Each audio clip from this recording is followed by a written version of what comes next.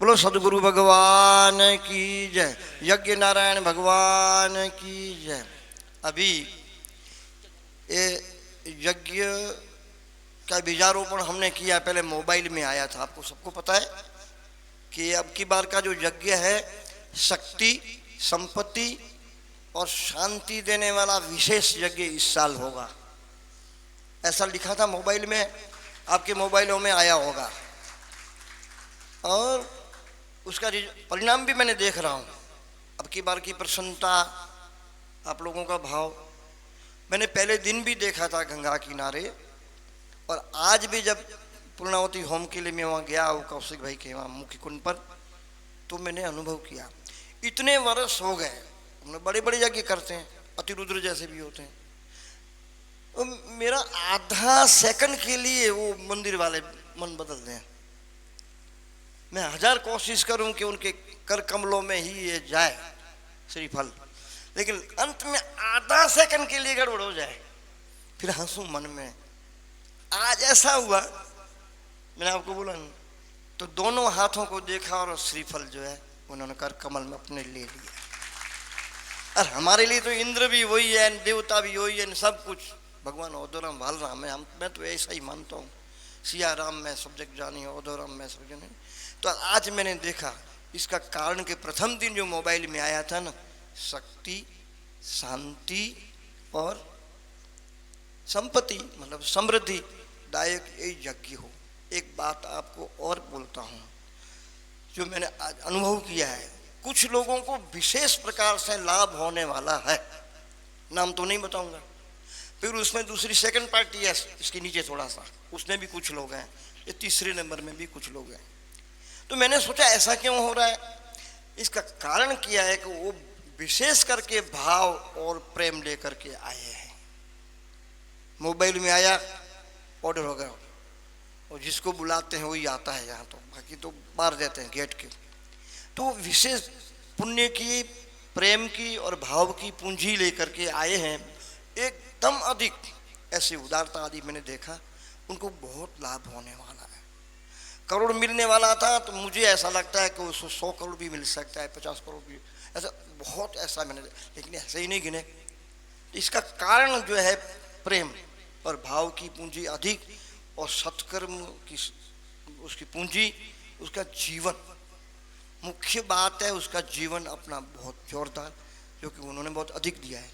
आने वाले वर्ष में आप क्या करेंगे, पुण्य की पूंजी, प्रेम की पूंजी, भाव की पूंजी और सत्कर्मों की पूंजी, आपको 360 के 59 दिन मिलेंगे, एक दिन कट जाएगा, 359 दिन आपको मिलेंगे।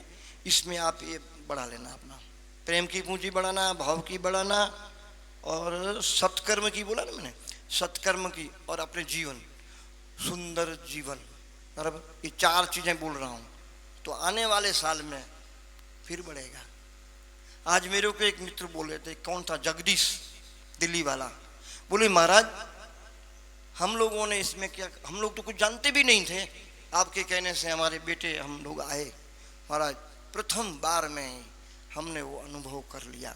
मैंने कहा आपको पता है कच्छी आश्रम रेगिस्तान नहीं है, कच्छी आश्रम की जो भूमि है वो उर्वरक है, उसको गुजराती में फलद्रूप बोलते हैं, ये उर्वरक भूमि है। क्यों कि यहाँ ओधोराम बालराम के यहाँ भगवानों के चरणों की धूल पड़ी है, और हमारे ये भूदेवता परम पवित्र आत्मा। आज एक महाराज बोल रहे थे हम कथा कराएंगे, हमने कहा महाराज कहाँ से लाओगे, महाराजों की कोई खदान है, कोई खान है, तो ये मात्र ये हरिद्वार है और ये कच्छी आश्रम है, महाराज आपको यहाँ से ले जाने पड़ेंगे। ऐसा महाराज आपको मिलेंगे ही नहीं, मुंबई में, वलसाड़ में, तो यहाँ से ले जाने पड़ेंगे, 200, 250, 300 अब इन्हें बढ़ा दिया है इन्होंने, महाराज यहाँ से ही ले जाने पड़ेंगे। ऐसे परम पवित्र आत्मा, इनकी चरणों की धूल यहाँ पड़ी है, इतने संतात उर्वरा हो गई, इसमें एकदम खाद आ गया, देसी खाद, विदेशी खाद, सब कुछ इसमें आया है, जो बहुत सो उगता है और पल्लवित होता है, पुष्पित होता है और फलित होता है, मीठे मधुर रस सुंदर भरे, या इसमें फल प्राप्त होते हैं। वो मेरे को जगदीश बोल रहा था, वो देव सिंह बापा का है, वो झाड़वाड़ा ने कौन सा परिवार है, उसने मेरे को बोला महाराज हमारे परिवार में ऐसी क्रांति हुई, हमारे कितने अटके हुए काम हो गए। एक ही बार हमने इसमें प्रवेश किया, इनका कोई बेटे बेटी कोई आया था, फिर तो खुद बैठ के आए, अब की बार खुद बैठा है। मैंने कहा उसके नियम मालूम है ना? बोले हमारा नियम मालूम है। आपको पता है ना ये यज्ञशाला में यहाँ आने के नियम क्या हैं? आप किसके घर नहीं खाता हूँ आपको पता है ना?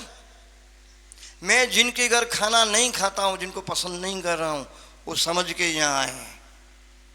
और मैं क्यों नहीं खाता हूँ वो भी आप लोगों को मालूम पड़ना चाहिए। कुछ लोगों के घर में खाना नहीं खाता हूँ, मैं अपना टिफिन लेके जाता हूँ, पानी की बोतल भी मैं अपनी लेके जाता हूँ, जाता तो हूँ लेकिन खाना सब जगह नहीं खाता हूँ। आप समझ गए होंगे, आने वाले वर्ष के लिए आप लोग सावधान हो जाएं। बराबर है? ये जीवन की पूंजी मैंने बोला है, ये जीवन की पूंजी बना के आना, ठीक है? बढ़ सको तो बढ़ जाना। भगवान हो धर्म बालराम, भगवान यज्ञ नारायण, रामेश्वर महादेव, बालकृष्ण, माँ गंगा, उनको भी हम उनका अहोभाव करें, हैं उनके चरणों में प्रणाम करें।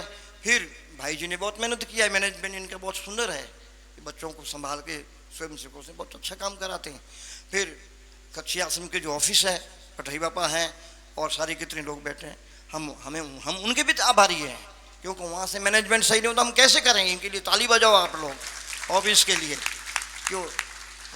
वहाँ से भी तो है ना, ये कुछ नहीं है, वो ऑफिस बंद पड़ेगा तो कुछ भी नहीं होगा, कौन कहेगा, कौन देगा, कौन लेगा? तो हम तो ये जितने भी हैं ब्राह्मण भगवान, तो हम मेरे ऊपर कोई नहीं है, लेकिन कोई है, मंदिर वाले हैं वो तो उधर बैठे हैं, लेकिन कोई मेरे ऊपर कच्छी आश्रम में है तो ये ब्राह्मण भगवान मेरे ऊपर है। अरे मैं क्या बताऊं, वो ब्राह्मण भगवान कुछ तो ऐसे टेढ़े मेढ़े हैं, जो अब गाड़ी रखी है घरवाली को पीछे नहीं बैठाते, घरवाली को बोलते हो 3 व्हीलर में आ जाना, गाड़ी उनके पास है, फटफटीन क्या बोलते हैं उसको, राजदूत क्या बोलते हैं ऐसा। मैं कल आ रहा था तो ब्राह्मण भगवान सामने मिले, महाराज आपको मैं कच्छी आश्रम में छोड़ दूं? मैंने कहा ये महाराज घरवाली को नहीं बैठाता है और ये मेरे को बैठा रहा है।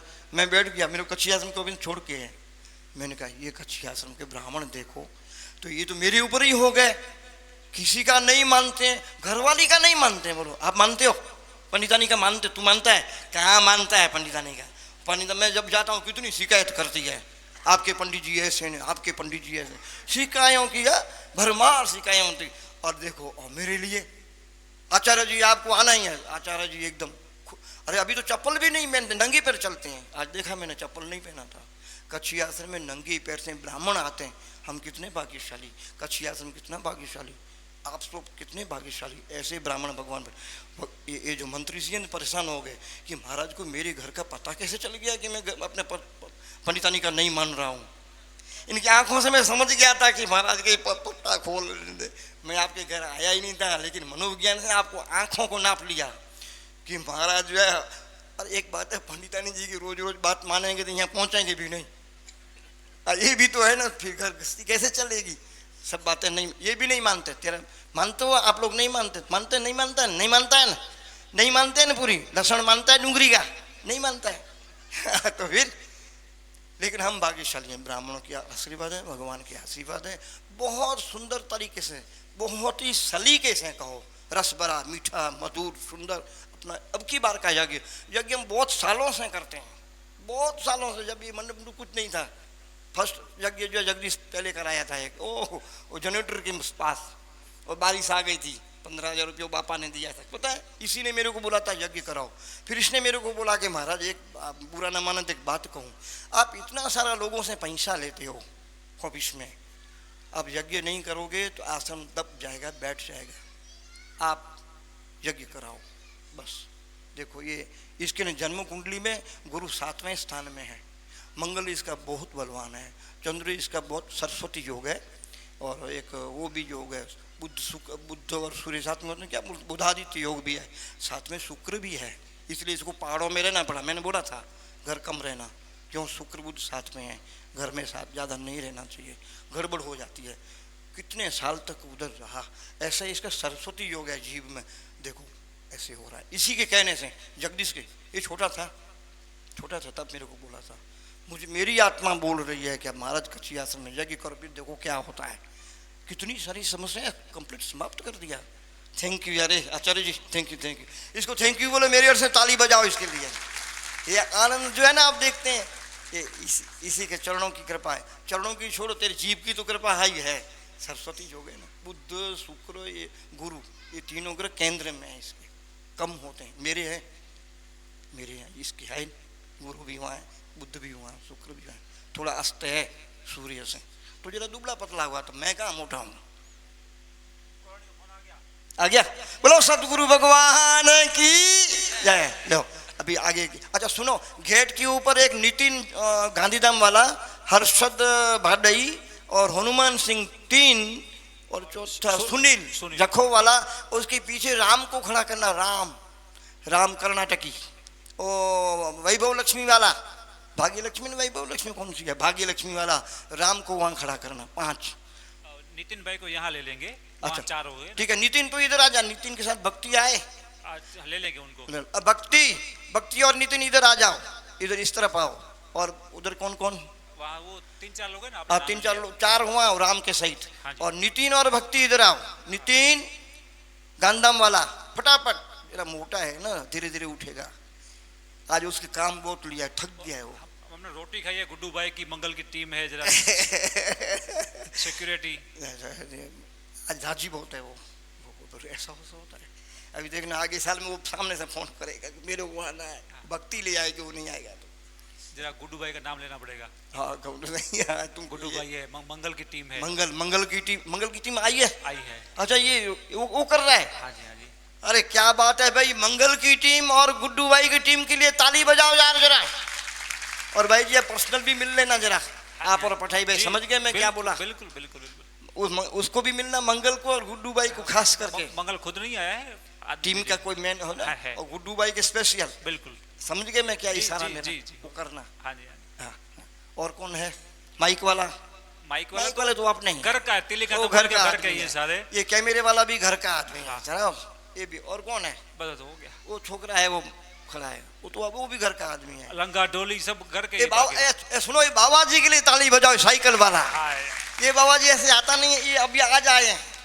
वो ना बार पहले शोर का देखते थे, मैं सोचता था कि इनको सर्दी हुई है तो बार बार ऐसे करते रहते, मैंने सेडा निकलता है क्या होता है, तो बाद में पता चला सेडा नहीं निकलता है, तो शोर देख रहे हैं, बार बार ऐसा करें।